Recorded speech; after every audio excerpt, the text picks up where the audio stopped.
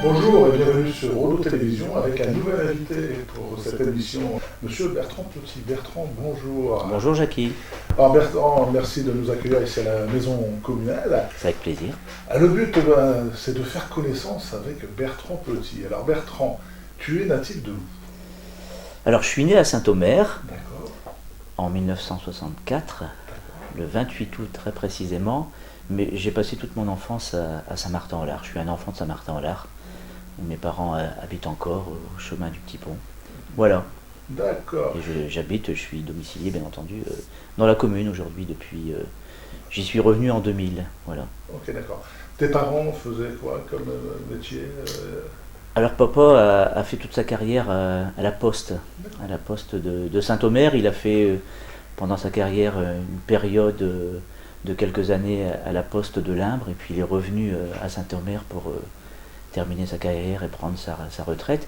Et maman, elle, a travaillé pendant toute sa carrière aussi. C'était l'époque où on avait encore la chance de ne connaître qu'un seul employeur.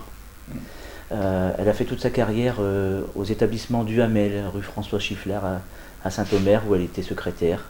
Et voilà, c'est la société MacDu maintenant, qui existe encore. Hein. C'est une entreprise qui vend du textile en gros, en détail. Quoi. Et qui a été rendu célèbre par Danny Boone, puisqu'il nous a parlé de Duhamel au moment du chaos. Oui, tout à fait. Ouais. Alors, Bertrand Petit, quel genre d'élève était-il? Quel genre de petit garçon était-il si on peut dire cela? Alors, ce qu'il faut préciser, c'est que je n'ai pas de frères et sœurs. Hein. Je suis fils unique, donc c'est vrai que je n'ai pas eu la chance d'avoir des relations avec un frère ou une sœur. Et c'est vrai que de ce point de vue-là, je manque peut-être même sûrement de repères. Mais au dire, a priori, je devais être un élève assez studieux, voilà, plutôt, je ne vais pas dire timide, mais un peu réservé. Peut-être le fait aussi de ne pas avoir la joie de partager des moments avec un frère ou une sœur. Voilà, peut-être c'était peut-être aussi plus difficile pour moi de se faire des copains. Enfin voilà, mais donc j'avais la réputation d'être un élève assez studieux. Pour répondre à ta question. Cette année, vers quelles études? Alors j'ai passé mon bac bien évidemment en 1983 et après les épreuves du baccalauréat je suis parti faire des études de droit à Lille 2 jusqu'en 1988 où j'ai passé mon DUG, ma licence, ma maîtrise de droit et j'ai fait une année supplémentaire où j'ai décroché un DEA de droit public. Au sortir de mes études supérieures, je me suis mis à la recherche d'un travail. J'ai été embauché pendant 2 ans à la mairie de Saint-Omer, où j'ai décroché le concours de rédacteur territorial. Voilà, j'y exerçais les fonctions de secrétaire général adjoint. À l'époque, c'était M. Faquet, Claude Faquet, qui était secrétaire général. On disait secrétaire général de la mairie, on ne dit pas directeur général des services comme maintenant. Donc Claude Faquet, qui était donc secrétaire général de la ville de Saint-Omer. Le maire en était Jean-Jacques Delvaux. Voilà. Donc j'y suis resté 2 ans et ensuite j'ai eu l'opportunité de rester dans le juridique à la faveur de la création de la cellule d'assistance juridique qui a été créée à l'époque par Roland Huguet, qui était président du Conseil général. Et pour démarrer la cellule, il recherchait 2 juristes. Et donc je me suis positionné sur l'un de ces 2 postes et j'ai été recruté au Conseil général au sein de la cellule d'assistance juridique. J'y suis resté pendant 7 ans. C'était très intéressant parce que forcément ça me rapprochait fortement des études que j'avais suivies à Lille 2. Et puis c'était une cellule qui avait été créée avec pour objectif de venir apporter une aide, un accompagnement juridique aux maires des communes du Pas-de-Calais. Tu sais que le département du Pas-de-Calais est un département qui compte de nombreuses communes et notamment de nombreuses communes rurales. Il y a 897 communes dans le département et une très forte majorité de communes rurales. Et cette cellule juridique avait pour but de venir en appui, en accompagnement aux maires, notamment aux maires des petites communes qui sont souvent dépourvus de services juridiques, et de leur apporter une aide et un accompagnement. Et donc ça a été véritablement une période très, très enrichissante, comme celle à la ville de Saint-Omer, hein, où j'ai beaucoup appris sur le fonctionnement d'une municipalité, d'un conseil municipal, comment rédiger les délibérations, voilà. Mais la période au Conseil général a été tout aussi enrichissante et intéressante, puisque ça m'a permis de rester dans le bain du juridique. Alors, avec ces années passionnantes au sein du Conseil général, comment t'es venue cette envie de politique? Ça a toujours été naissant chez toi ou, Très sincèrement, je pense que dans mon adolescence et même un peu plus tard, j'avais pas forcément envie ou même imaginé faire une carrière politique. Je pense peut-être que ce qui a été un élément déclencheur, c'est mon attirance pour la matière juridique et notamment le droit public. Et puis après, renforcé et conforté par ces 2 années à la ville de Saint-Omer et ces 7 années d'expérience professionnelle au service des maires du département. C'est peut-être là où j'ai pris le virus, effectivement, au contact des maires. C'était intéressant parce que je les accompagnais au tribunal administratif, on était un peu leurs avocats, hein. Je les accompagnais au tribunal administratif pour les défendre et les représenter dans les recours devant lesquels ils étaient concernés, par lesquels ils étaient concernés. Et c'est peut-être là, justement, au contact des maires que m'est peut-être venu le virus de me dire un jour pourquoi ne pas m'engager et pourquoi pas essayer de servir l'autre. Parce qu'en fait, c'est ça, c'est servir la collectivité, servir les habitants et donner de son temps, de sa passion et de son énergie au service des habitants, quoi. Et cette envie en 2001 de se présenter donc, en élection de Saint-Martin-au-Lard, elle s'est d'abord traduite, pas du tout à Saint-Martin-au-Lard, elle s'est d'abord traduite à Tatinghem où j'ai été élu en 1995 sur la liste qui était conduite par Michel Blarel à l'époque. Et puis à la fin du mandat, en 2001, Anicet Choquet, qui cherchait à apporter du sang neuf sur la ville après 22 ou 23 années de mandat de M. Lamarre. Chercher une tête de liste, une locomotive pour entraîner avec lui toute une liste de personnes qu'il avait déjà contactées et qui étaient d'accord pour partir dans l'aventure. Donc il est venu me voir en me disant voilà, ça t'intéresserait pas, et donc comme j'avais déjà eu quelques années auparavant déjà pris goût à la vie et à la chose publique, j'ai dit oui. En plus, c'était une façon pour moi de revenir dans ma commune, quoi. De toute façon, Anicet a toujours des arguments percutants, je crois. Ouais, on peut pas lui dire non. On peut pas lui dire non. Il est tellement, non, mais c'est vraiment quelqu'un, c'est vraiment un homme charmant, un homme de cœur, et je sais que je lui dois beaucoup dans mon parcours, et je sais qu'il est un de mes plus fidèles, et ça reste mon plus fidèle compagnon au jour d'aujourd'hui. Ça fait des années que je le connais, il est toujours égal à lui-même, de toute façon. Ouais, il est très sympa, et il est vraiment très serviable, et puis il est charmant, quoi. C'est vraiment un brave homme. Alors depuis 2001 que tu es maire donc, de Saint-Martin-au-Lard, on peut dire que le visage de la ville a quand même changé en 14 ans. Preuve en est toutes les réalisations qui ont été faites. Par contre, il y a une réalisation que tu devrais mettre en avant, celle qui t'a permis de dire voilà, j'ai fait ça, et donc tu es fier. Ce serait laquelle parmi ton nom? C'est vrai qu'on a fait beaucoup de choses depuis 2001, et c'est vrai que je pense, sans exagération, sans fausse modestie, pouvoir dire que le visage de la commune a bien changé. Ça serait peut-être trop long de citer toutes les réalisations. Si je devais en citer une, je dirais la maison du rivage, maison de la culture, de la jeunesse et des associations, parce que c'est véritablement le lieu intergénérationnel du développement et de la vie sociale et culturelle de la commune. Ça nous a permis de créer dans un même endroit des salles pour les associations, parce qu'on a la chance d'avoir une commune en fait d'à peine 4000 habitants, mais qui compte 48 associations, donc c'est quand même assez spectaculaire. Donc on a mis des salles au sein de cette structure à disposition des associations. Avant, il y avait globalement que la salle des fêtes, qui était bien souvent trop grande, disproportionnée par rapport aux besoins des associations. Donc avec cette structure, on a permis de donner un peu plus de respiration aux associations et puis leur donner des véritables lieux de vie et d'expression. On y a mis aussi la bibliothèque municipale, le cybercentre, il n'y en avait pas, donc ça a été créé de peu de pièces. Et puis aujourd'hui, la crèche, la halte garderie, le RAM. Donc voilà, on y retrouve des personnes de toute génération, de l'âge le plus jeune à l'âge le plus avancé de la vie.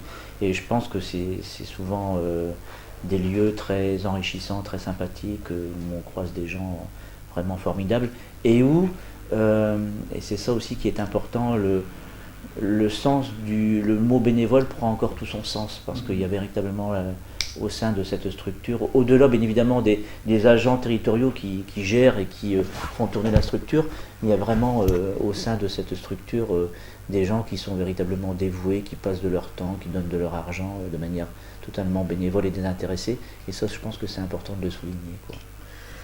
Même si on parle de différentes associations, il y a quand même quelque chose que tu apprécies énormément dans ta vie aussi, c'est le sport. Oui. Le sport, bon, tu as une place importante, donc par tes enfants qui sont quand même sportifs, ils ont choisi le basket, tandis que toi tu étais plutôt footballeur. Oui, moi c'était plutôt le football, ouais, que j'ai pratiqué un peu dans un âge Pas si lointain. Pas si lointain, il y a quand même quelques années, hein.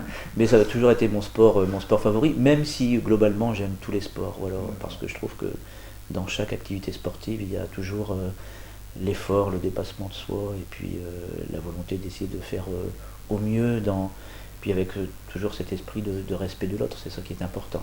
Et puis comme tu le disais, effectivement, j'ai 3 garçons, donc ils font tous les 3 du basket, alors forcément je m'intéresse un peu au basket, mais je m'intéresse au sport en général, quoi. On y est forcément obligé d'y regarder de près. Alors on ne peut pas oublier également que tu es 3e vice-président du Conseil général, avec une délégation qui sont la jeunesse, Oui.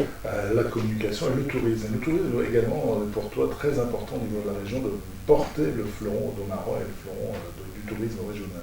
Bah, je crois qu'on s'aperçoit que dans le département, mais plus particulièrement dans le pays de Saint-Omer, quand je dis le pays de Saint-Omer, c'est le regroupement des 5 intercommunalités, on a véritablement quelques joyaux, quelques pépites, hein, ici sur le Domarois, le Marais avec la Maison du Marais qui est ouverte depuis un peu plus d'1 an maintenant, la Coupole d'Elfaux, le centre culturel d'histoire et de mémoire, la Maison du Papier. Enfin, on est véritablement dans un environnement de qualité, avec des villes véritablement d'histoire et d'architecture exceptionnelle comme Saint-Omer ou Aire-sur-la-Lys. Donc le tourisme, il a véritablement toute sa place ici dans l'Audomarois, dans le pays de Saint-Omer.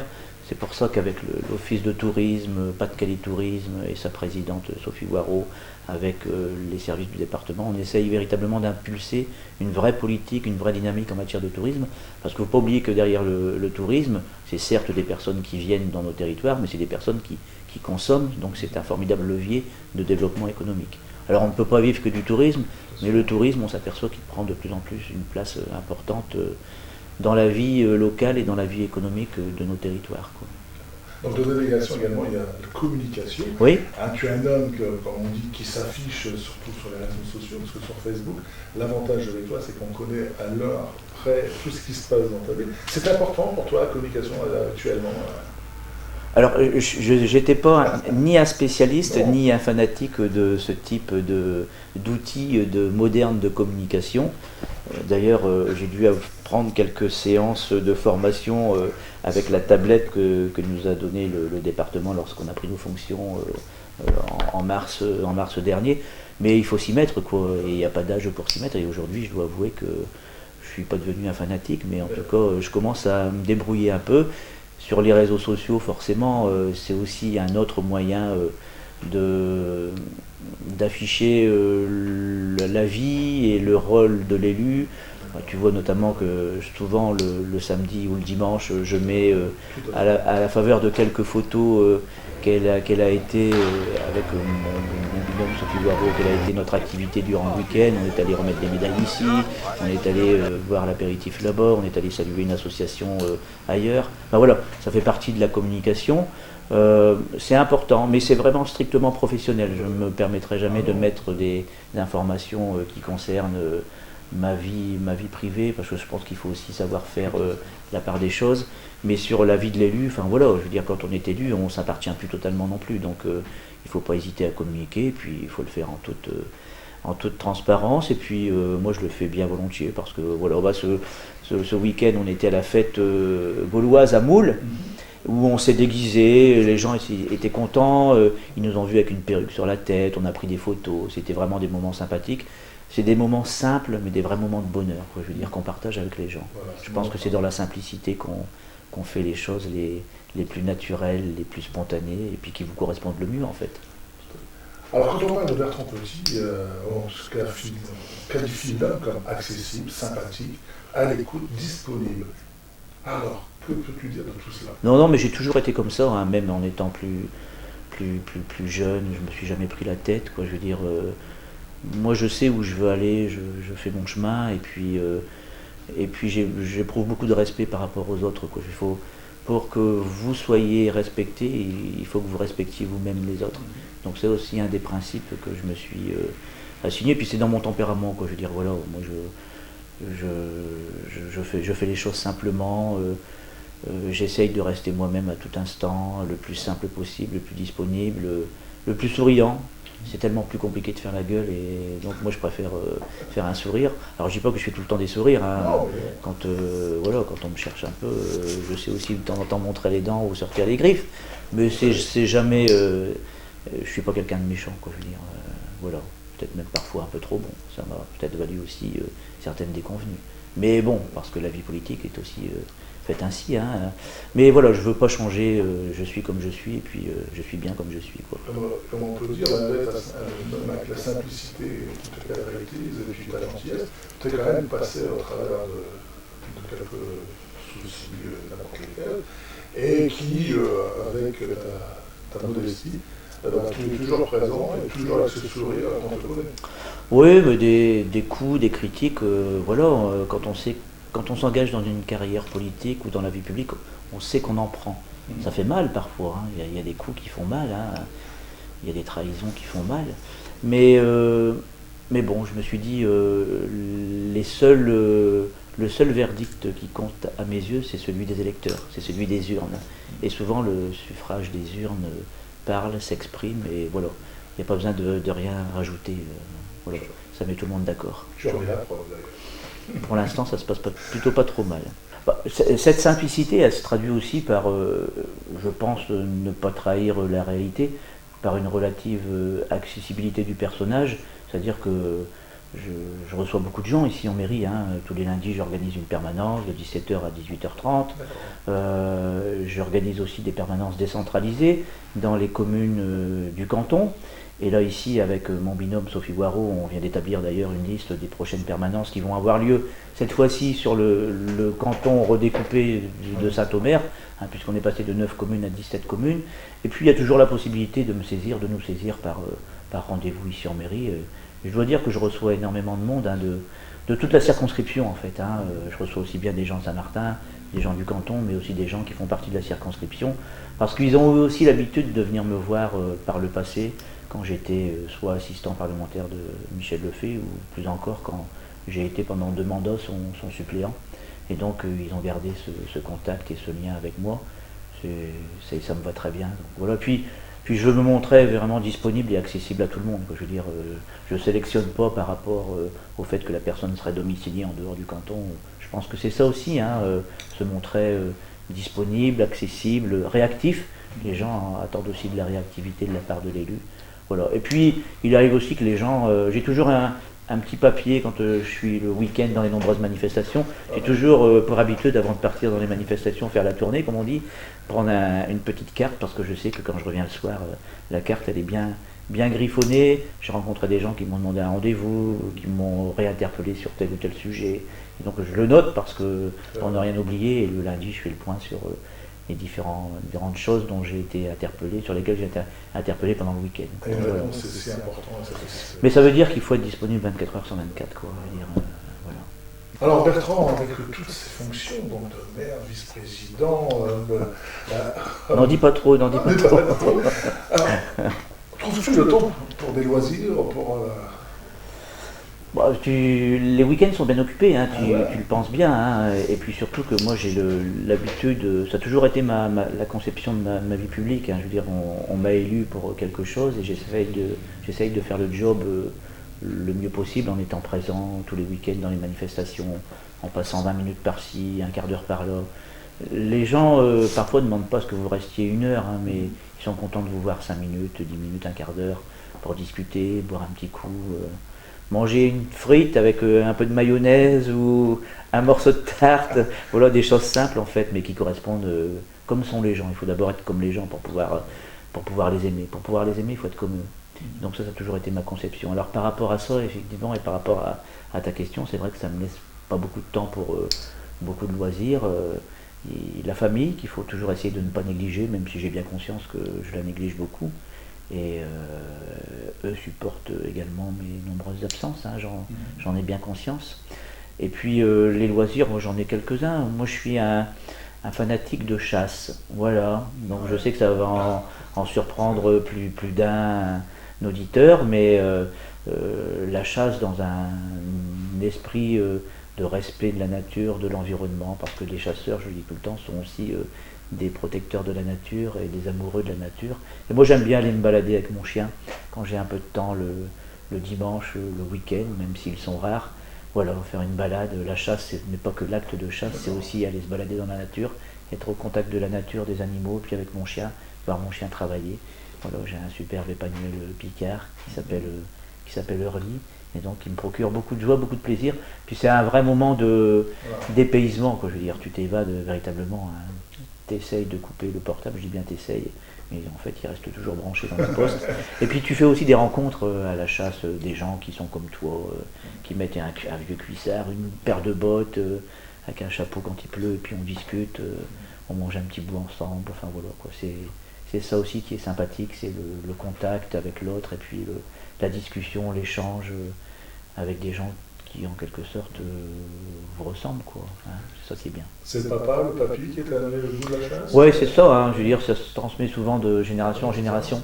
Mon grand-père maternel, pardon, dont j'ai parlé tout à l'heure, Georges, qui a transmis ça à mon père, et puis moi j'ai le virus depuis tout petit, j'ai accompagné mon père à la chasse, quoi, je veux dire, et aujourd'hui c'est effectivement ma plus grande passion, quoi. Oh, oui. J'en parle pas souvent, c'est vrai, parce que l'occasion se présente pas. Donc là, Odo Télévision me donne l'occasion de parler un peu de moi, donc je le fais bien volontiers. Mais c'est véritablement un loisir extraordinaire, et où on passe des moments exceptionnels, quoi. Et on revient des fois bien fatigué le soir, et on dort bien. Alors, et donc le football, le sport, on tape encore de temps en temps? Non, pas du tout. Non. Pas le tennis, le sport, c'est... Oh non, c'est le tennis, j'aime bien jouer au tennis aussi, hein, si j'avais un peu de temps, mais on peut pas tout faire. Et donc pour répondre à ta question, dès que j'ai un peu de temps libre, bon, d'abord on essaye de le consacrer, et c'est normal et légitime, à sa famille, à ses enfants, qu'on voit pas toujours, parce que moi j'ai deux grands enfants qui sont aussi maintenant, qui vivent leur vie, hein, ils sont à l'extérieur. J'ai le petit dernier qui fait 1m95, Paul, qui a 14 ans, donc qui m'a largement dépassé, donc on essaye de passer un peu de temps avec lui. Et puis pour le peu de temps qu'il me reste, c'est la chasse, quoi, quand je peux aller m'évader quelques heures. Voilà. Oui, tout à l'heure on parlait de ton chien Early, est-ce qu'on peut te dire que c'est ton grand complice, parce que vous êtes là, tous les deux dans les champs, on les voit. Tu te confies à ton chien? Oui, c'est vrai. Non, tu as trouvé ça ridicule, mais c'est vrai. Je lui parle, et puis elle comprend, hein, je veux dire, elle est vachement intelligente, et puis on est vraiment complices, c'est un vrai compagnon.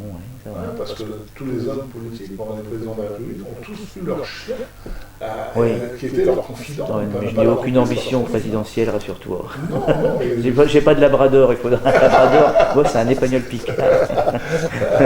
Et je suis très bien comme je suis. Alors, donc, il y a quand même une question en ce moment, on parle beaucoup des fusions des communes de la Creusot, et je sais que toi, tu es un partisan de cette fusion. Pour toi, qu'est-ce que pourrait apporter cette fusion au sein de la communauté? Ce que je voudrais dire, c'est que sur ce sujet, hein, qui fait parler beaucoup, qui fait couler beaucoup d'encre, et qui peut, je le comprends parfaitement, interroger certains de nos concitoyens, même des collègues au sein de mon conseil municipal qui ont eu l'impression de voir débarquer ça dans la presse. Moi, j'avais déjà exprimé ma position sur le sujet en 2006, quand on avait inauguré le complexe sportif du Rivage. J'avais déjà exprimé ma position sur le sujet, parce que c'était un sujet qui était revenu à l'ordre du jour à l'époque par le député Michel Lefebvre, qui s'était exprimé sur cette question. Et moi, j'avais dit que, de toute façon, le rapprochement de Saint-Omer et de Saint-Martin-en-Laye, alors aujourd'hui avec d'autres communes, hein, puisque c'est comme ça que c'est envisagé, hein, pour faire une commune d'une taille d'environ 50 000 habitants, c'était quelque chose auquel j'étais favorable, parce que c'est le sens de l'histoire. On n'a rien inventé. Nos prédécesseurs, mes prédécesseurs, Jean Saint-André, Jean-Jacques Delvaux, qui ont été respectivement maires de Saint-Omer, souhaitaient déjà le rapprochement avec la commune de Saint-Martin-en-Laye. Ça s'était pas fait parce que je sais qu'au niveau de la municipalité à l'époque saint-martinoise, il y avait quelques réticences. Mais voilà, les choses étaient déjà bien dans les esprits et engagées.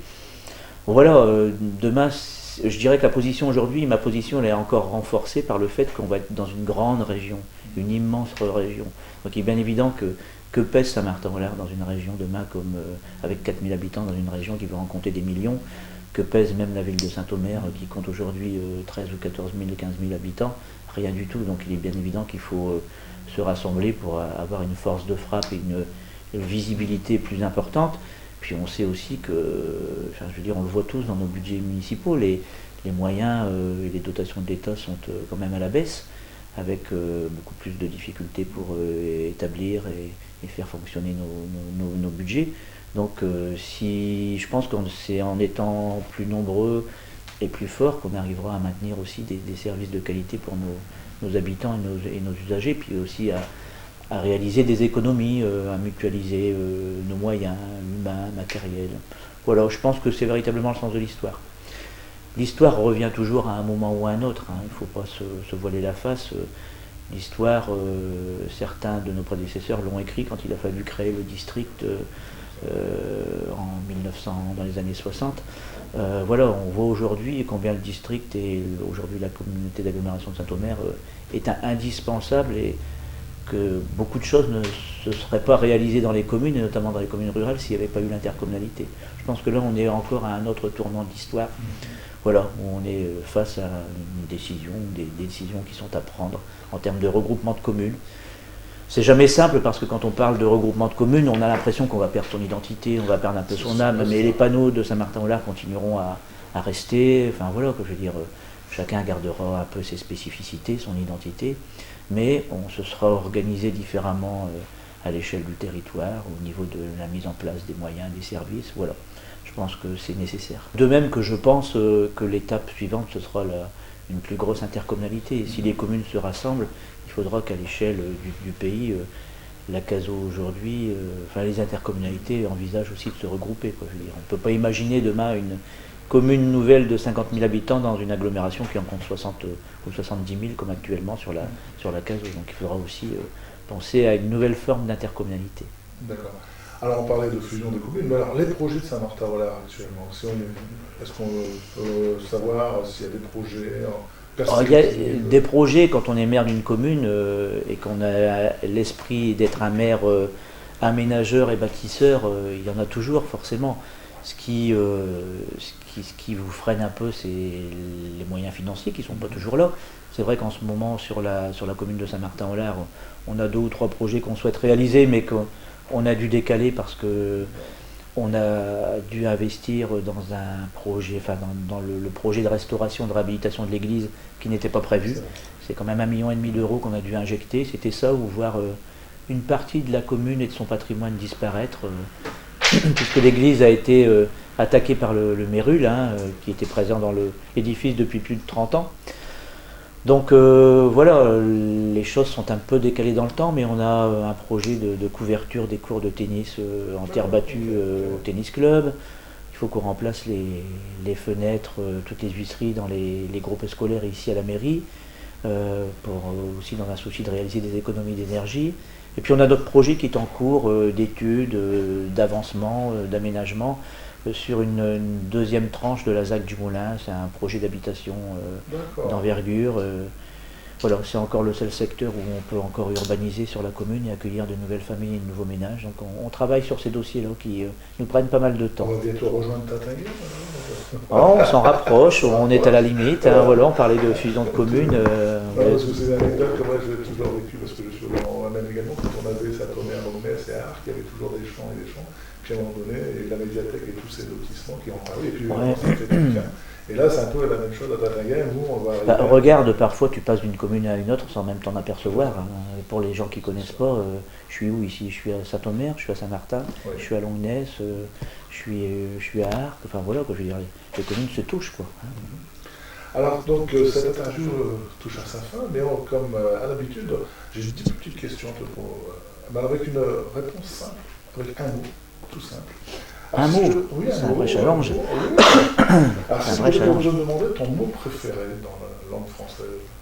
Mon mot préféré, la simplicité. Simplicité, qui te caractérise et... Ouais, moi j'aime bien les gens simples, abordables, accessibles, mais simples. D'accord. Le mot que tu détestes, par contre. Oh, le mot que je déteste, impossible. Ah, d'accord. Mais ça, c'est le défaut de tous les élus. Quand on a une idée en tête, quand on veut mener un projet, quand on vous dit parfois c'est pas possible, bon, on râle un peu, quoi, je veux dire. Surtout quand on est jeune maire. Je me souviens quand j'étais élu maire en 2001, voilà, on arrive avec des projets en tête qu'on veut lancer rapidement, puis on s'aperçoit que ben, les réglementations administratives, les contraintes administratives font que c'est pas possible tout de suite, il va falloir patienter. Et ça, c'est difficile. Et donc, voilà, c'est quelque chose qui m'a marqué au début de mon mandat. J'étais persuadé qu'on allait pouvoir mener des opérations, réaliser des projets, je ne vais pas dire dans les 6 mois, mais assez rapidement. Mais je m'aperçois que quand on est élu, il faut s'armer de patience. Mais c'est peut-être aussi en raison de la complexité, je dis bien de la complexité de la réglementation française et de l'administration en France, qui, à mon avis, constitue aussi parfois un vrai handicap en tant que moteur et de développement de notre pays, quoi. Alors, si tu devais te retrouver seul sur une île déserte, qu'emporterais-tu? Des photos. Des photos. Oui, des photos pour... tout dépend de l'issue qui m'est réservée après sur l'île déserte. Hein. Je vivrai sur une île déserte. Ah oui. Je serais très malheureux parce que j'aime tellement le contact des gens et j'aime tellement le parler et discuter avec les gens que ce serait pour moi un vrai calvaire. Mais des photos. Mais des photos pour, voilà, pour essayer de m'échapper le plus rapidement de l'île et puis retrouver tous ceux que j'aime, tous ceux avec qui j'ai plaisir à partager des moments, quoi. Ouais, j'ai une bonne nouvelle, tu as gagné à l'euro-million. Que fais-tu de tous ces millions?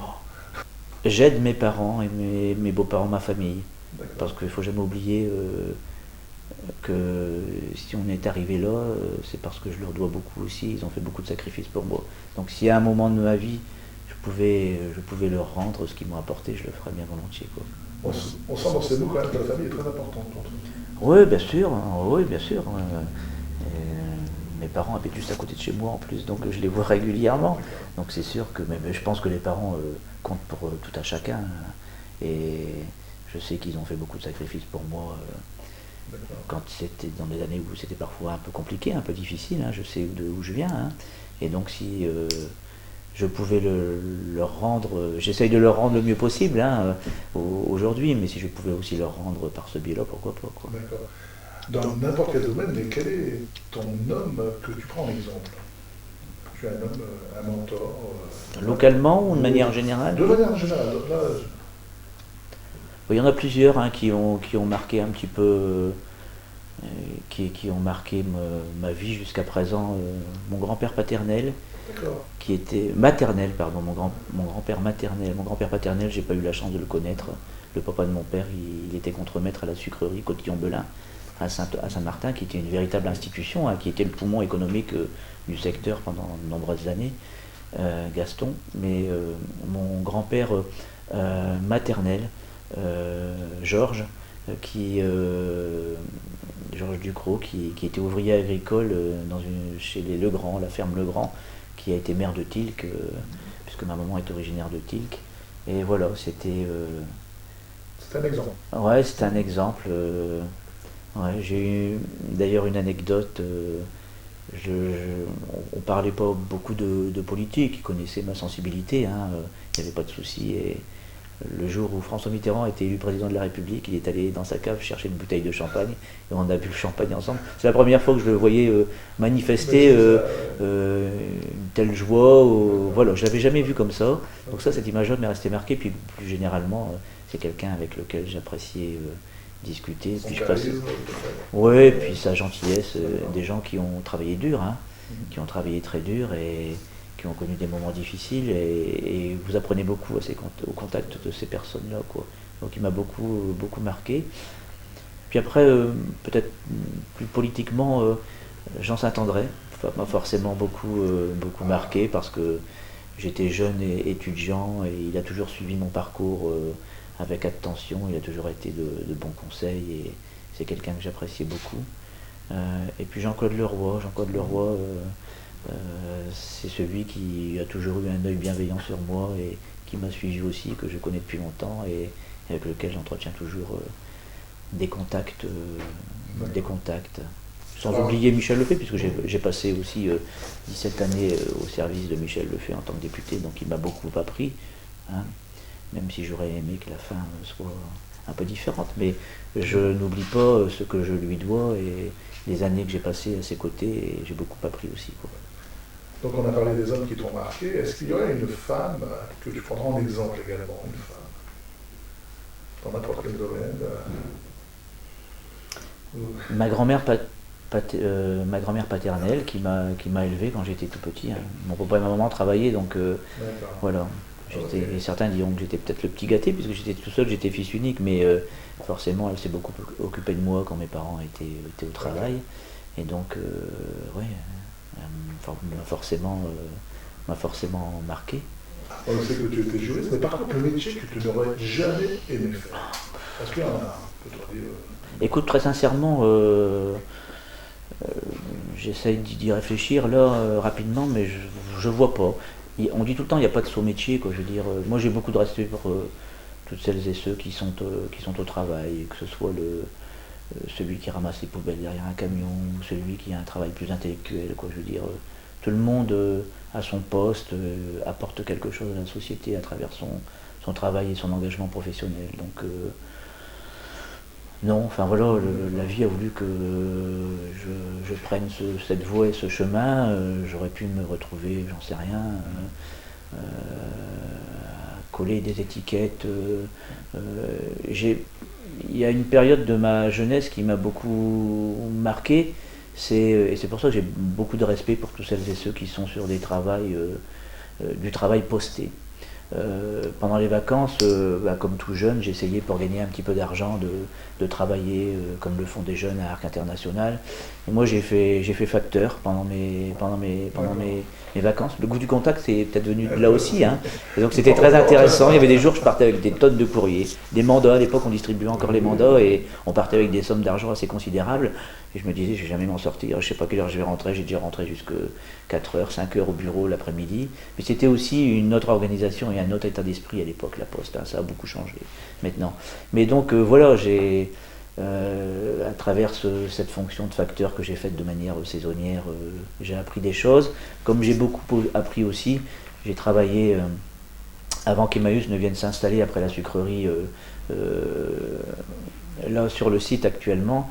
C'était Envel Nord, c'était M. Bréban qui fabriquait des papiers et puis des enveloppes. Il fabriquait aussi du papier spécifique pour l'emballage du fromage ou de la viande, la charcuterie. Et je me suis retrouvé sur du travail posté derrière une machine où pendant 8 heures la machine, excuse-moi l'expression, dégueule des enveloppes. Et il faut mettre en forme les boîtes pour mettre les enveloppes dans le... Et ça c'est quelque chose qui vous marque aussi parce que vous vous dites...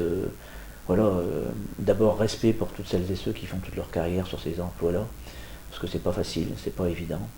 Et puis ça te donne aussi l'envie de dire, bah voilà, dans tes études ou à l'école, remue-toi si tu veux pas te retrouver pendant toute ta vie derrière, même si, voilà, il y a encore une fois, tous les emplois sont respectables, il n'y a pas de sous-métier, mais c'est des choses qui vous marquent et qui vous apprennent à vivre. Et ça, tu l'as à l'esprit pendant tout le reste de ta vie, quoi.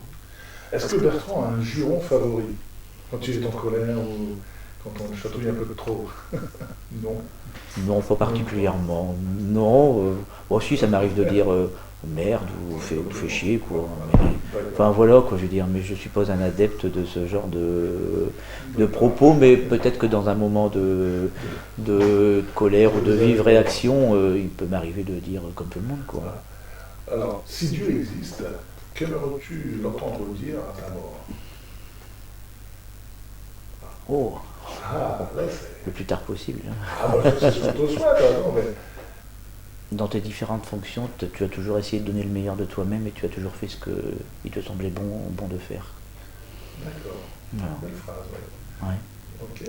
Alors, dernière question. Durant cette interview, as-tu toujours été sincère? Oui, ah oui, tout à fait. J'ai rien à cacher, toujours sincère. Okay. Oh, oui. pas de problème. Alors Bertrand, je te remercie de ton accueil ici à la mairie de Saint-Martin-là. J'espère que tu as passé un agréable moment comme moi. Un très bon moment, Jackie, hein, ce fut très sympathique. Alors, chers auditeurs, voilà, je vous donne rendez-vous bientôt ici sur Odo Télévision dans l'émission Tout Simplement. Et encore une autre surprise qui vous attend. À bientôt. Merci. Au revoir.